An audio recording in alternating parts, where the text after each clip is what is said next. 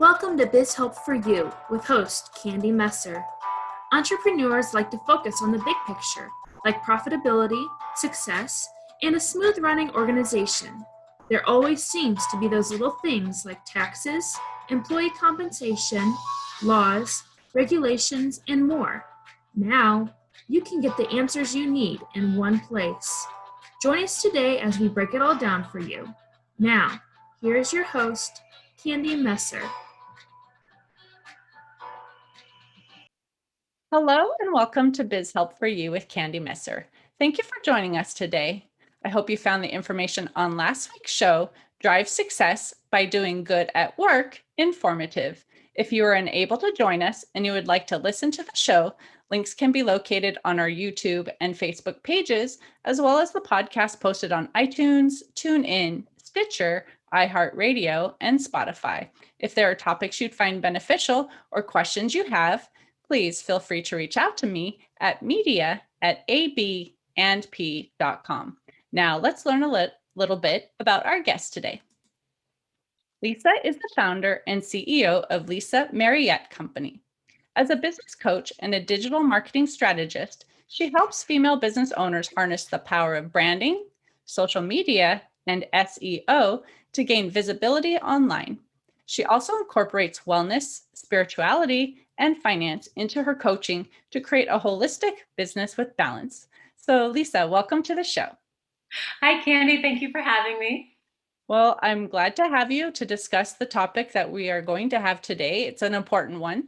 But before we get into kind of the meat of the presentation, I always like to ask, just tell us a little bit more about yourself and how did you actually begin working with entrepreneurs? I read a tiny bit of your bio, so I'm sure there's more to the story. Yes, well, I actually decided it was actually kind of by accident that I became a consultant because I started studying business and marketing back in 2013 because I wanted to start a business. So I took MBA classes online and studied social media marketing and search engine optimization and all the things that you would need if you were to bootstrap it and do it yourself. Because I said, well, if I'm going to start a business, I have to know these things. Right. And I just sort of started helping friends over the years. They said, oh, I want to start a business. I said, okay, well, I have a template for a business plan. Or I want to do Instagram marketing. Okay, well, you need to do this, this, this, and this. And eventually, I actually had a coworker mentioned to me, oh, yeah, I want to start a candle company. I said, oh, well, let me know if you need any help because I have a whole bunch of resources. And she said, oh, I didn't know you did that. And I said, yeah, I do. And she said, well, how much do you charge? And I said, no, you're my friend. I'll help you for free. And she goes, no, I know the kind of work that you do. And I can't let you do it for free. I will pay you. And I was like, are you sure? And she said, yes, of course. So I gave her a quote. We started working together. She was super happy. Word of mouth spread. People kept hiring me and they were all happy with the work that I did. And here I am today with my own business as a consultant and coach. Nice. Well, we are going to start talking today about systems, which a lot of people, might even think they have systems in place, but when it really comes down to it, they really don't. So I would love for us to talk about, first of all, what really is the importance of having systems in the business and how does it help a business scale as they grow? So I think the importance of systems cannot be overstated because the whole point of entrepreneurship is eventually you want to become a business owner Mm-hmm. rather than a business operator.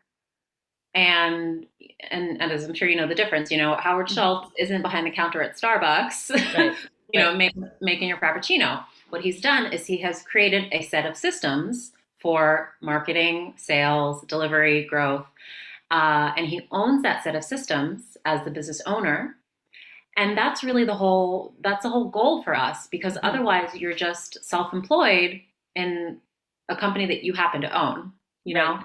know? So it's really important to have systems. And because so much of what we do in business day to day, whether it's sales, marketing, um, customer delivery, it's very repetitive. Mm-hmm. So why not document those processes in order to make it easier and to eventually be able to hand it off to somebody else when you Right. have the cash flow to support increasing your team? Mm-hmm. And a lot of people probably think like, oh, yes, I understand franchises need to have those. So that's how they can, have everyone do everything the same. But as my own business, no one else needs to repeat what I'm doing per se, which could be, kind of a mistake that they might be making, right? But I'm sure there are other mistakes besides just thinking I don't necessarily need to have systems. So what might those mistakes be? Yeah, I think you hit it right on the head. A lot of people think, well, I don't need them, or nobody else can do what I do. That's actually not true. And that's a mindset block that will Hmm. stop a lot of businesses from scaling. Because if you sit there thinking, nobody else can do everything that I do, that's a control issue. And I Hmm. mean, I understand like our businesses are our babies, I get Right. that. Um, and it can be hard. And it's really funny because if you've ever had a micromanager boss, I'm sure you hate having a micromanager Right. boss. But when you are the boss, it's very easy. Right. I have to make sure, right? I Yeah, understand. exactly.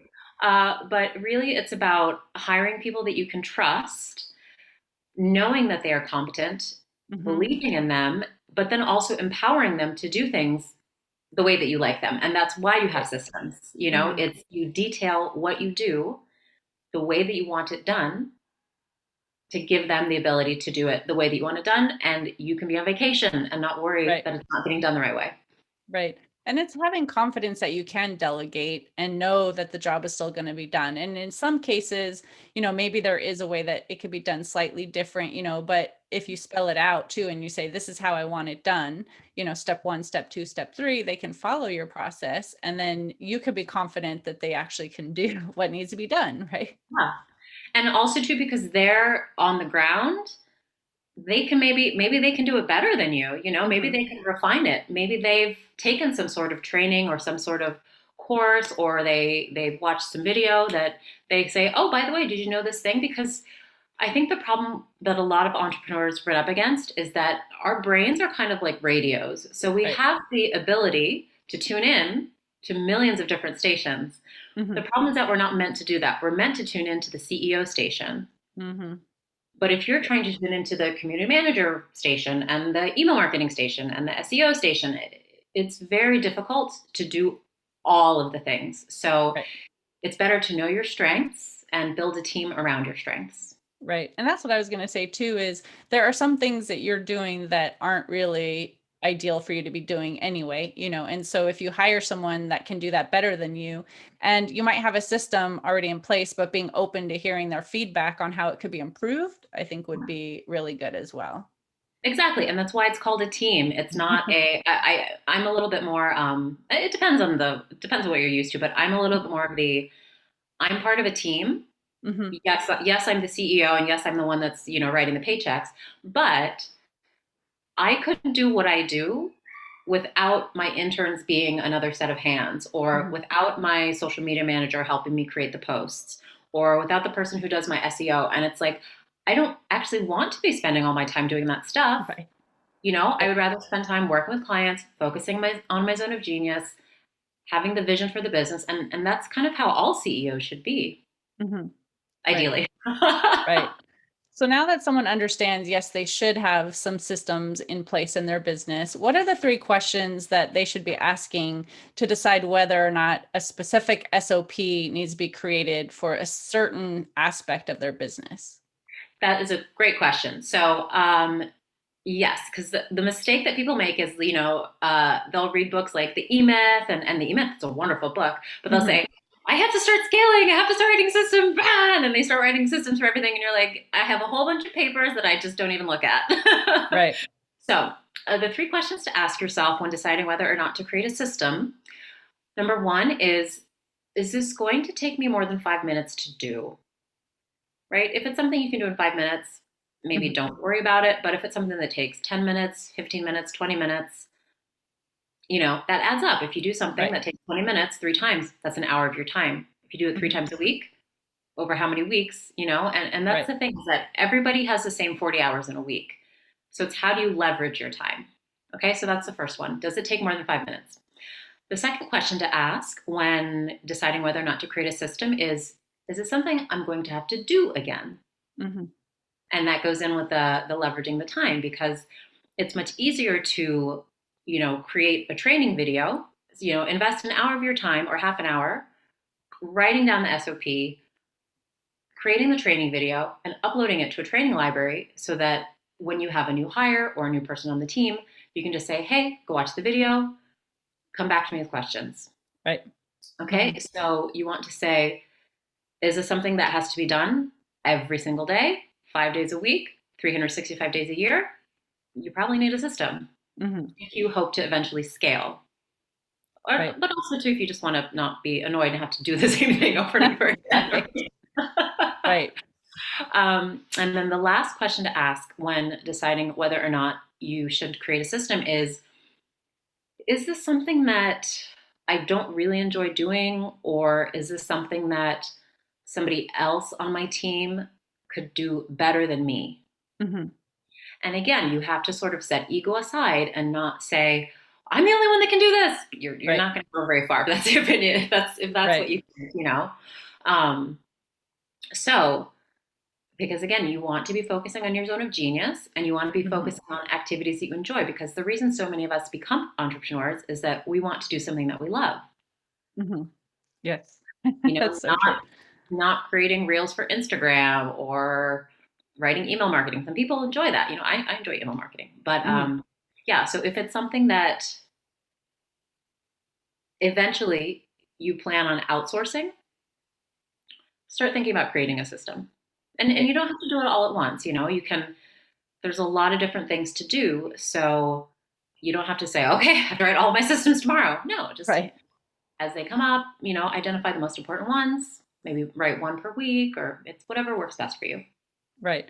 And if you are ready to bring someone on because you know you're overwhelmed and you need to have help, then that's probably where you should start too, right? Having those written out. So at least you have a process that you can show. So you can demonstrate it the first time, but then you can also give them, here's like the written instructions, here's the video training, but at least if you focus on that, if you're completely overwhelmed, like, Yeah. gosh, there's so many I have to do, that's Yeah. probably a good place to start.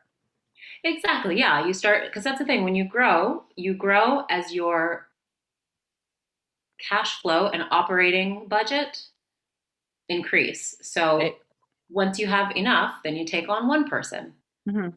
Focus on the person who's going to make the biggest difference in your organization. Exactly. And then you focus on, okay, what are the tasks that this person is responsible for? Because again, it's about empowering the people on your team. So, what are the outcomes that they are responsible for? What are the processes and steps that they need to follow to achieve those outcomes? And then how can I spell it out that this is how I like things done? Boom, boom, boom, boom, boom. And then you Mhm. give it to them. And now it's their responsibility, and they can refine and update the things as they learn and as they go. Right. And as we were talking earlier, I mentioned SOP, you've mentioned SOP. We obviously know what that means, but in case there's anyone who's listening who doesn't understand the acronym, can you just give that definition? Sure. Yeah. Actually, it's funny. A lot of people are like, wait, what? What's that? Right. So an SOP stands for Standard Operating Procedure.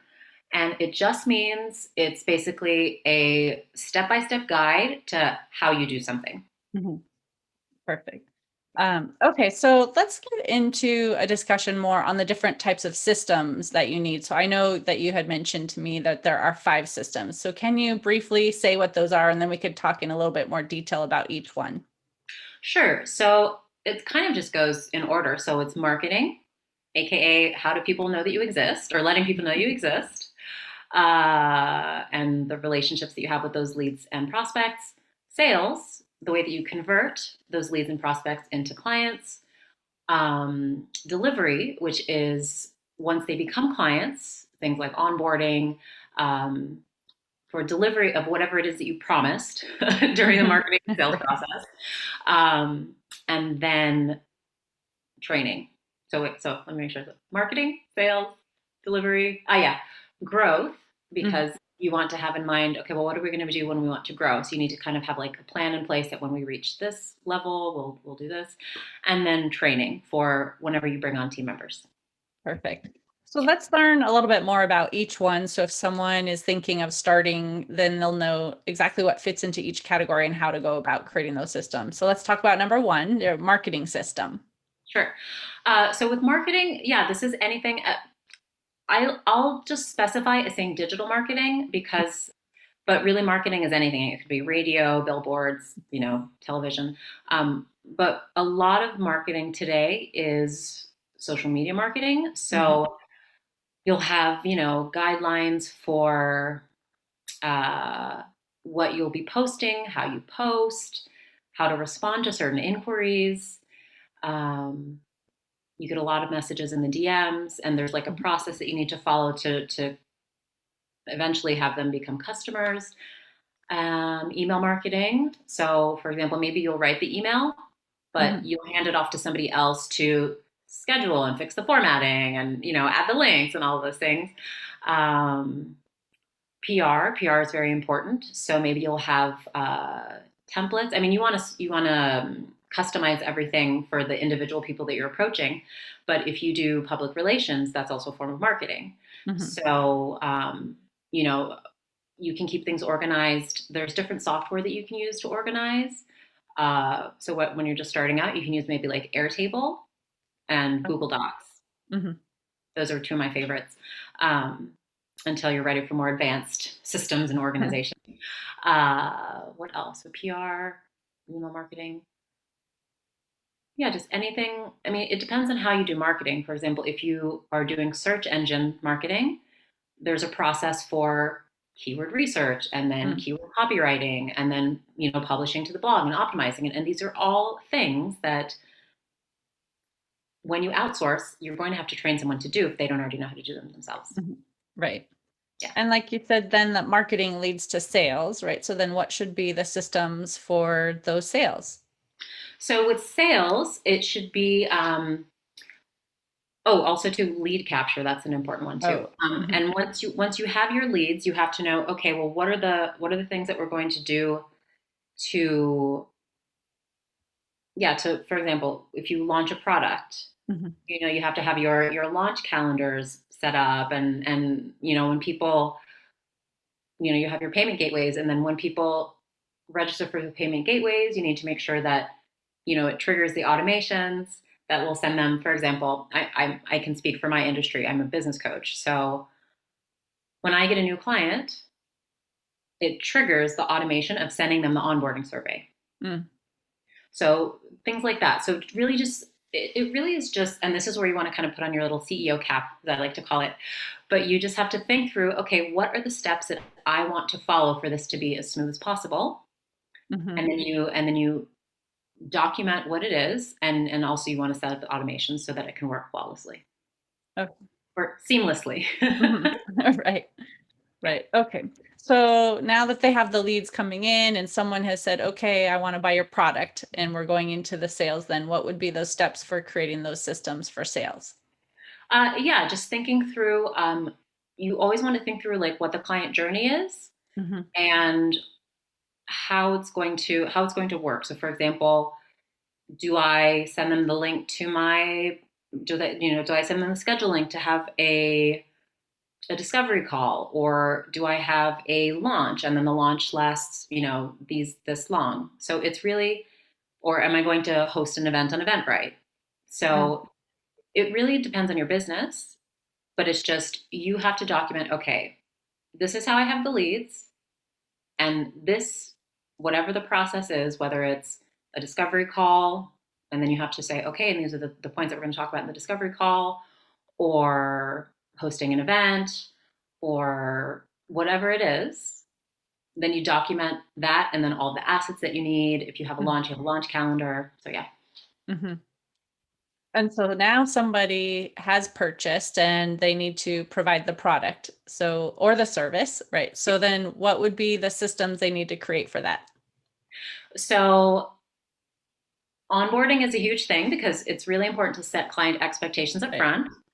So you definitely want to have some sort of an onboarding process, whether that's a set of emails that you have, a survey. I always like to send a survey to my new one-to-one clients just to see like what they're interested in so I can get to know them better. And then in addition to onboarding, you also have to think about retention, because your best clients are your current clients. So you want to keep them happy. And so you want to have a system in place that maybe you say, okay, and again, you can automate a lot of this. You can say, okay, they've registered, they've been a client for 30 days, I'm going to send them a feedback survey, and then you check and you read all these things. And because that helps you as a business owner be a better provider of services as well. If you check in, for example, with my group coaching clients, I check in with them after 30 days, 60 days, and 90 days, just to make sure everything is going okay. And then I check in again after 6 months, just to, and I see them as well, but I also like to do kind of like a formal feedback and review process. Perfect.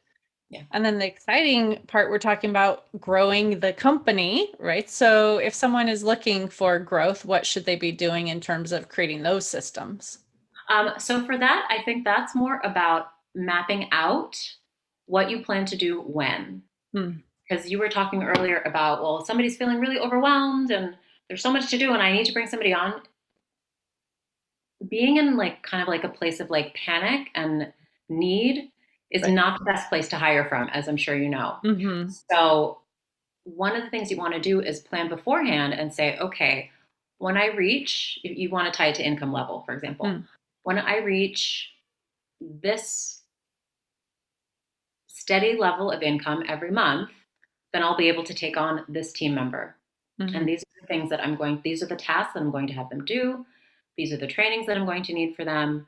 And really, it's just about setting up the systems to train the people who are coming in for growth. Yeah. Yeah, and that's a good point to talk about, looking at it in terms of income too, because I think sometimes people look at it as just like, I'm overwhelmed and I'm doing too much, right? Yeah. And not necessarily looking at the income side of it. So it's a good point where you're saying, okay, let's get prepared. Let's have a process ready to go and let's look at the numbers. Yes, there's a really fantastic book called Profit First. I don't know if you've read it.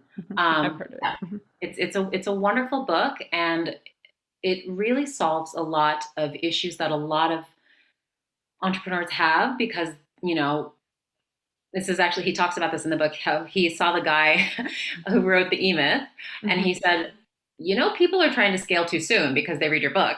Right.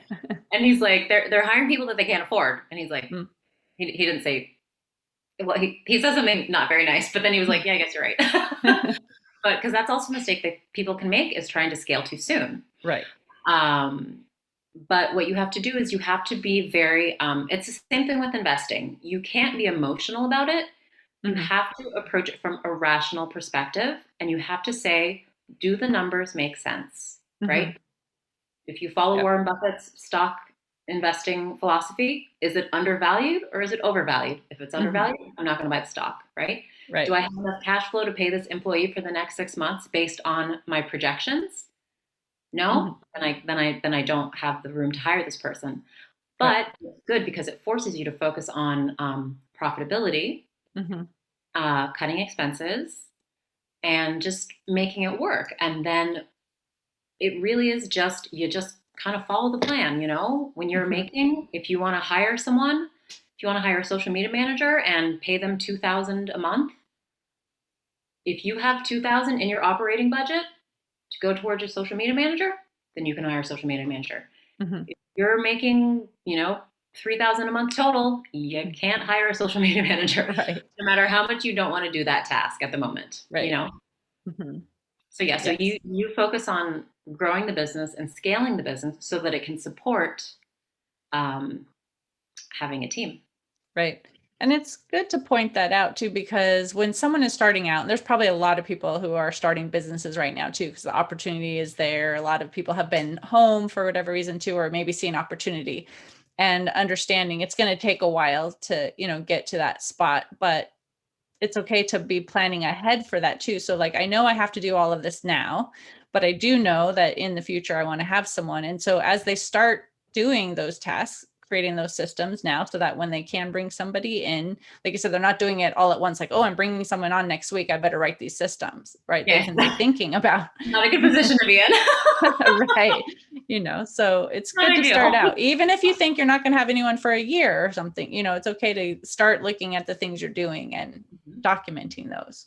Yeah, exactly. Yeah. And it actually will give you a much better idea when it does come time to hire somebody, because you can say, it was really funny when I hired my social media manager. I had an advantage because I had worked as a digital marketing manager and a Mhm. social media manager, so I know exactly what I needed. And so Nice. she was like, your description was very specific. She's like, in a good way. But that's the thing, is that when you start thinking about, okay, a year from now, I would love to hire somebody to take over these tasks. Mhm. If you can just sit down and write, like, these are the 5 to 7 things that they're responsible, on I say week to week basis, not a day to day basis, because I actually Mhm. like to block my time by the week, Mhm. Right. rather than by the day. Um, Productivity thing that I do, and it works. Mhm. Uh, but if you can do that, then you're much better equipped when you actually do hire somebody. You're not just hiring the first person who answers the ad or who kind of looks good. You actually can take the time, because they always say be slow to hire and quick to fire. So Right. you can know exactly what you're looking for, and you can know, okay, this person is going to be responsible for these things. Mhm. Let me make sure that I'm picking the right person, because you always want to hire with longevity in mind. Right. Exactly.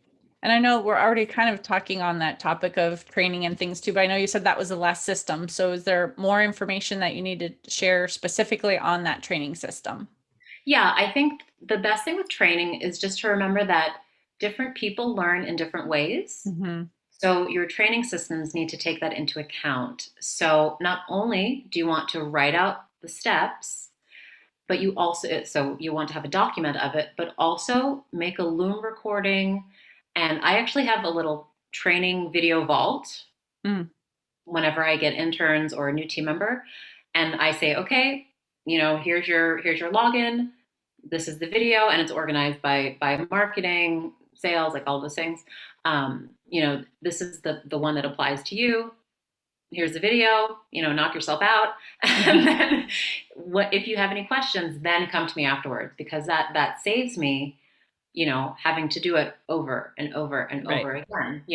Ideal, I'm not hiring, a ton of people, but for example, interns don't work for you forever. Right. So, Mhm. So we've been talking then of the systems that we need to create, but now let's actually go to how do entrepreneurs actually create, document, and organize these SOPs that they now know they need to create? well, I think we've touched on a lot of it. I mean, basically, the way that, and again, this is just what I do. There's a million Mhm. different ways to do things, but basically, what I do is I think about, okay, what is the outcome that I want Mhm. from this particular group of activities? And I say, what are the steps to create the outcome? Mhm. So, for example, creating Mhm. an Eventbrite event, if you do that for marketing, so that would be under marketing systems. Go to Eventbrite. And then you put the link, and then, Mhm. this is the password. Create a cover photo, and you put the dimensions, and then maybe a link Right. to Canva with a template. Um, find a photo, write the date, blah, blah, blah, blah, and it's really just, if you're giving somebody step-by-step instructions, Mhm. if you had to hand it over and say, here, you're in charge of running my business tomorrow, and I can't do anything. I just have to sit here and Right. watch you, or not watch you, Right. Right. and trust that you're doing it correctly. So that's step one. That's what I do. Some people Mhm. wouldn't go that far. Some people would actually just record the video first and then be like, here, write it out. But I like to write it out because there's little details that I like to add. Mhm. Then I take my written instructions and I go through and I do a video screen recording Mhm. walking through the written instructions. Mhm. Yeah. And then I just upload it to the training library. And then I have an Airtable, and actually it's called Systems, Mhm. the base on Airtable. And then, yeah, I have a tab for marketing, I have a tab for sales, I have a tab for training, for growth. And then it links to the videos, it links to the Google Docs, if there's a template. Mhm. So that's what I do. Okay. So obviously in the past, people used to be in the same room together too, or at least in the same office, right? So if, the boss had said, here, I need something done, and they gave them the information, and if they had a question, they could easily go ask. Well, now with remote workforce, it's a lot harder. So like, what would you recommend to an entrepreneur then? Now they've created these systems and they're offloading it to someone, but with a remote workforce, how are they making sure it's being done, or that they have the confidence to Yeah. even hand that off when someone is not necessarily even in the same office? Well, I think that, I mean, especially with remote work, it's, you have to have people that you trust. Mm-hmm. And if you suspect, and this is why it's the, slow to hire, quick to fire. If you suspect somebody is slacking, maybe you're right, Um, there's different systems for monitoring. I want to say like Time Doctor is a popular one for looking at people's screens, but nobody wants to be sitting there watching video, Right. that's like awfully kill me now, Mm-hmm. Right. um, so I think just like trusting people and just kind of going with your gut, because the thing is, if you've created a system for something, it means that you've been doing something for a long time. Mm-hmm. So it means you know about how long it takes. So for example, if I hire a community manager and I know that it takes them 3 days to write and schedule the posts for the Facebook group, I know that they're doing something wrong because it only takes a day to do that job. Mm-hmm. So I think just be very clear. And again, this goes back to setting expectations. Be very clear about the fact that, you trust them to get their work done. Mm-hmm. Maybe they're keeping a work log of some sort. And then, yeah, I always like to hope for and see the best in people. Right.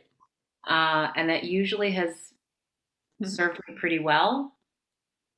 But on the off chance that you do have somebody who maybe takes advantage, because I think at the end of the day, most people do want to work hard. Most people do Right. want to make you happy. Most people do want to contribute. Mm-hmm. And it's really interesting. Being micromanagery normally has like the opposite effect, Mm-hmm. Right. Right. It's very demotivating to have a micromanager. Whereas if you Right. have someone who trusts you, who thinks you're competent, that's usually the biggest motivator of all. And also express your appreciation, compensate people financially. Like there's a whole bunch of, but that's more of like managerial strategies Right. about how to really, motivate your team and instill loyalty and confidence and have, a good work environment. Right. Yeah, I think most people do want to do a good job and aren't going to take advantage. I think my thought was just being in a whole different place, and it's maybe one of the first times they're going through the process. And because sometimes when we do things, it makes sense to us, right? How we think. But if there's something that doesn't quite make sense and they're trying to figure it out, they're just not able to just get up and ask, now they're going to have to make a phone call or have a Teams meeting or, something like that. Do a Zoom, share your screen or something, Definitely. Yeah, no. Well, I think definitely it's not like, here you go, the thing. I don't want to hear from you again, Right. That's why I say they can watch the videos, they can read the documentation and then come to you with questions. Like there should always be an open communication. There should always be an environment of, I have an open door, even though we're not in the same office. I still have like a virtual open door, whether that's through a Slack channel, whether somebody says, and that's the thing, part of being a good boss is being available when you are onboarding people. Mm-hmm. So, when you have a new hire, maybe dedicate that first week, 2 weeks to really helping them understand everything, being there if they have questions. Right. And yeah, just being available and letting them know, you're not bothering me. If you have questions, you're not bothering me. I used to be a teacher and I would always tell my students, I love questions. Right. Right. I would tell the same thing to staff that when I'm hiring them, I'm like, don't worry, there are no stupid questions. You might think like, oh, I should know this, but it's like, no, there's so much to know. Just it's okay, to ask those questions. And I'd rather have you ask the questions and get the answer, know how to do it correctly than try to do it and maybe make a mistake. And now we have to take time to go back and fix it. So yes, no stupid questions, right? Exactly. Yeah. And again, that comes down to just being approachable and just letting them know we're a team. Right. It's not, I'm the boss and you're the employee, Right. Some people operate like that, but I think it creates an environment where people feel comfortable approaching you with questions when you think of it that way. Right. And I know earlier in the interview, I was talking about, being open to input about maybe having something done maybe a different way and, being open to more efficient ways to do things and not be stuck, So let's say an entrepreneur, does realize that there's something that could be improved in their systems. How would they go about actually maybe analyzing if something needs an improvement, or once they know something should be improved, how would they go about updating those systems? Uh, is the system, has it already been delegated to someone else, or are they still doing it? Well, actually, either way would be good to just figure out. Like, basically, we know that things do need to change periodically, right? They shouldn't always just stay the same. So, when does something really need to be analyzed for? Yes, we could do this a better way, even if it's working. Maybe, is there a better way? Well, I think that one of the things that a lot of entrepreneurs have in common is that we're always learning. We Mhm. always want to know more. We're always improving.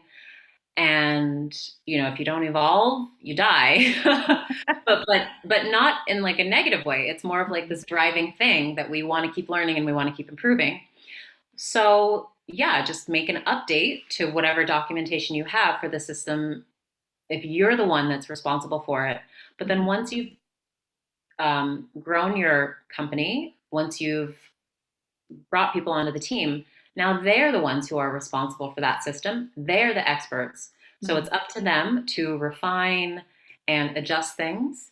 Another thing that you could do is if you have peers, maybe ask them, like, hey, Mhm. what do you do for your systems? For example, I had a client that he was like, oh, this is the systems that we do for this, and this. And so I was like looking at it, and he had, a certain software. And I was like, oh, that's a really good idea. So you can ask, because that's the thing. You always want to, it's not, I know this sounds very like hippy dippy, but like, it's not a zero sum game. It's not dog eat dog. Right. There really is the opportunity to have community and collaboration over competition. Mhm. And part of that is sharing best practices and sharing what works, because we're all here together. And Right. I learn cliches.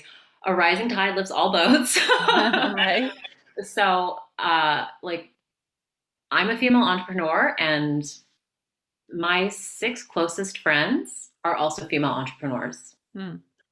But that means we can share with each other, we can help Mhm. each other, we turn to each other for resources and support. And that includes, hey, how do I do systems? What Right. do you do? It's yeah, you gossip about business things when you're a business person. Right. Yep. And if you don't have someone around you that is like you have a great example, you've got, 6 friends that are, you're all entrepreneurs and you can chat about it. But if someone is kind of on their own, especially again, if maybe someone's newer starting a business and they don't really have a lot of other people. I mean, there are networks out there you could reach out to. There's business networks and chambers and mastermind groups and things like that too. So you don't feel like you have to do it on your own because there are people who are wanting to help you be successful too. So even if you don't have them in your sphere yet, you can find them. Yeah, they can come to my Facebook group. We've got almost 300 ladies. Nice, nice. Actually, that's a great transition because I was about to say, hey, I'm sure you have something you would like to share with the listeners. So let us know what that might be. Well, I will. I don't know when you're airing the episode, but I'm actually launching my group coaching program, which is very exciting. It's branding and digital marketing, SEO, and business help. So I'm launching that shortly. And then, yeah, I have my free Facebook community for spiritual female entrepreneurs. So it's if you are a woman in business and spiritual can be anything you really want it to be. It can be, whether it's through religion, whether you like being in nature, whether you like to meditate. Uh, it's just if you're sort of searching for something that's deeper and more of like a connection to the self. Um, yeah, we talk about business, we talk about wellness, we talk about finance, and it's a free group. And I publish exclusive content. I'm not really all up on the gram, but I do publish exclusive content for my Facebook community. So yeah, Perfect. So then if someone is interested, why don't you share how listeners can connect with you? sure. So if you go to my website, which is lisamariette.com, so it's LISAMARIETTE.com. You can find all of the links there. So you can find links for the Facebook community, which is Spiritual Women in Business, if you search for that. You can find information about my coaching. You can find information about wellness. It's all there. I have a little blog where I write about business, finance, all kinds of fun stuff. Great. Lots of You don't great write ways to about find you. so, so well, I would just say thank you so much, Lisa, for being a guest on my show today. I'm so happy to have you to discuss this topic. Yeah, I hope I was able to bring some knowledge for you. Yes, definitely. It's a great topic to discuss. Like I said, entrepreneurs really do need to think about systems, and, if they're going to be hiring in the future, they might still be on their own now, but let's start thinking about what they are and discussing what those 5 systems really were. It was important. Yeah, absolutely. Yeah, you got to have the building needs structure in order to Mhm. become a skyscraper, you know? Exactly. Exactly. So thanks again for sharing that. And I do want to thank the listeners for tuning in today as well. I hope you found this topic interesting and that it answered some questions about the 5 systems that you need to implement for your business. If you have any additional questions or comments, be sure to reach out to Lisa at the information that she shared with you, or you can send us a message at media@abandp.com. And would you please share our show information with those you know? I'd greatly appreciate your support. I hope you can tune in again next week for another important discussion. And remember, you can find us on Twitter, Facebook, and LinkedIn. And my website is abandp.com. And you can find the podcast posted on iTunes, TuneIn, Stitcher, iHeartRadio, and Spotify. Until next time, have a great week. Thank you for listening to Biz Help for You. Please join your host, Candy Messer, again next Tuesday. Have a terrific week.